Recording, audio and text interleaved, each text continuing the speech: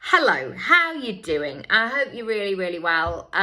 This is part 2. If you haven't listened to part 1, do go back because it will make much more sense.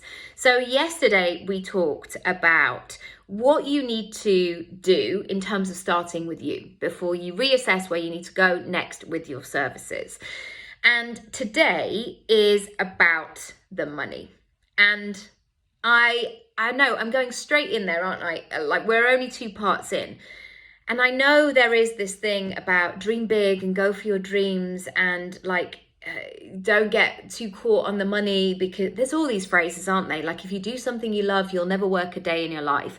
But, we do need to talk about money because this business needs to probably make money for you, because you've probably got bills to pay. You've probably got people to feed or feed yourself. So I'm talking about money. I want to ask you what your monthly goal is, and you can answer this question however you choose and make this work for you. So again, every piece of this puzzle I'm going to give you, instead of going, oh gosh, what does she want me to do? Oh, I'm not sure. Take what you need, and it's like a yoga pose, basically. There's always that moment where I've got, like overly extended knees, because when I used to dance, it was all like... Whereas in yoga, you've just got to have a bit more softness. And the amount of teachers that just go, you just need to just move your back leg in. And then as soon as I do that, I'm like, oh, that feels good. Oh, that feels better. Oh, I can breathe a bit more. Oh, great. Okay, I found some comfort with that. That's what this process is for you. So when you're thinking about your monthly income goal, this could be your net, it could be your profit, it could be the amount of things that you want to sell per month, however you like to work it. But knowing what that number is for this month, maybe, or maybe you want to do it per quarter, again, make it work for you. It's going to really help you, because if you know, and naturally, I should add this, there's probably 2 figures here. There's probably one figure, and this will probably take a bit more time, and it's maybe the stuff that you don't want to do. But if you can do it, please do it. Take a bank statement and look really carefully and ask yourself, how much do I actually need to make per month? And this is not finding that number that is like the most squeezed version of you, where it's like, well, I mean, I could live on X number, like if I didn't buy this thing, or if I just ate beans on toast for the next 28 days, like that's what I actually could live on. Like, we're grown-ups, we're not about that life. I want you to have a really good life, and there's budgeting and being sensible, of course, and being smart with your money, but also having a good time. So when you do this number, it's not about making yourself as small as possible. It's about making it feel good. So what do you need to live on per month? And one of your things might be like, I like to go out for dinner every single Saturday night. So I need to allow this kind of budget for my Saturday night dinner that I like to have times 4 per month, basically. But look at your spending. Look at what you're spending the money on, and really pay attention to it, essentially. Pay attention to it. So when I'm talking about what do you need to earn per month, it's that version of that figure that's like, what do I need to make me feel good, to make me feel like me, to make me feel like I'm having a nice time and my mental health's in check, etc. The second figure is, what would you like to be earning per month? So when you look at that first figure, there might be a bit of a gap where you're like, oh, I thought I was making more money. Or even if I had an extra 500 quid per month, like that would pay for that. Or, if I save 500 quid for the next 6 months, well, that's 3 grand. Or maybe that's a holiday. Maybe that's a new sofa and a telly and whatever it is.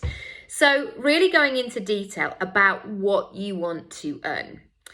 And then asking yourself, and again, this is why it's really important to make this work for you, because I'm not an accountant, I'm not a tax advisor, and we're just playing with numbers here. Asking yourself how many of those things or how many of something would you need to sell in order to make that second number? And then what you can do is you can work with your circumstances, your personality, your capacity, the feeling good, the 4 things that we talked about yesterday, and then really go into, okay, how do I want to play this?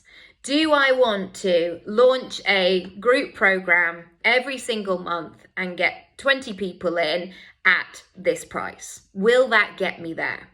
Or do I want to set up loads of funnels on my website and pay for Facebook ads, and so I can do the things that I need to do, but I'm having income of digital sales? Do I want to do that?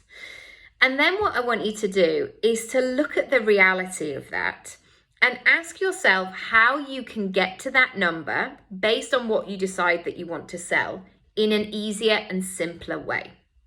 And I've noticed this over the years when, and this is, it's a great thing, but also it's a tricky thing sometimes with having an income pie with lots of different things.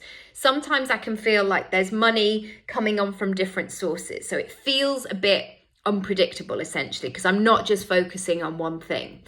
And so when that works, for example, like an acting job where they pay you out for another year, I'm like, oh, lovely. That is some very nice cash. Thank you very much. Thank you, universe. Thank you, company. Thank you, agent.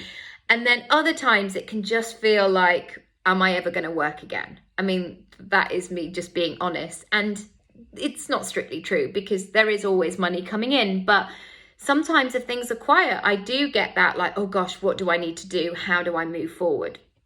But what I have done over the years is I've always seemed to, so for example, you could say, I want to get, say the figure is £1,000. I want to get 10 people to pay me £100. Great, that makes mathematical sense. Or you could get 5 people to pay you £200. And sometimes that feels more flowy for me. And we'll probably go into this at another point or on another day, but I want to tell you it's probably going to be easier to sell to 5 people at £200 than it is to 10 people at £100. Because sometimes if things are too cheap, people just don't necessarily need them, or they can take them or leave them, or there's no sort of emotional investment there. So I want you to ask yourself, how could you get to that number in the simplest and the easiest way? Like, what would that look and feel like? And then play around with the numbers. So what would happen if you added 5% to each of those sales? What would that do? So adding 5% and then adding them all up, or getting the total and adding 5% to it, like, just notice how that could be a possibility. How that could start to increase your income in that way and start to feel really good. And you can play around with this using 10%, 50, 20, 75, whatever it is that you want to do, or like just completely double it. Great. And just playing around with it. And then bonus point, if you can do this, and you're welcome to leave me a voice note on my email, hello@nikkiraby.com, or DM me. I want you to say those prices out loud. And I want you to see what feels really good in your body as you do that, because your body will tell you. Your body will tell you when you're feeling like, yes, I'm really excited about selling this thing. Or your body might make you go, I'm really excited about selling this thing. I just can't make eye contact. I'm not really sure if I can do this thing yet. It will tell you.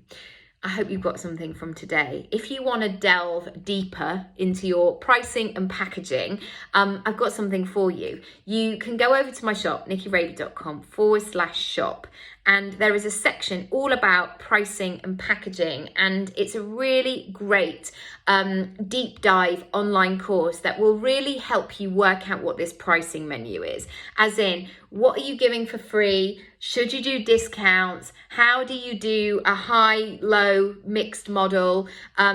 It's really, really intuitive, and it's something that you can work through again and again and again and revisit. So if you want to do this process on a regular basis, it could be a really great companion for you. Likewise, I do my pick and mix sessions. So if you want to come have a coffee and have a nice time in person, I'll bring my Sharpies, I'll bring my lovely pieces of paper, and we'll map it out. We'll map out the whole thing. We'll devise that pricing menu so it feels really good to you. All right, I will leave it there. Thank you so much for joining and for being part of this. If you like it, of course, rate, review, subscribe, share it with somebody who's maybe chatting about money with you over a glass of wine. It could be really useful for them as well. And I'll see you tomorrow for part 3. See you then. Bye.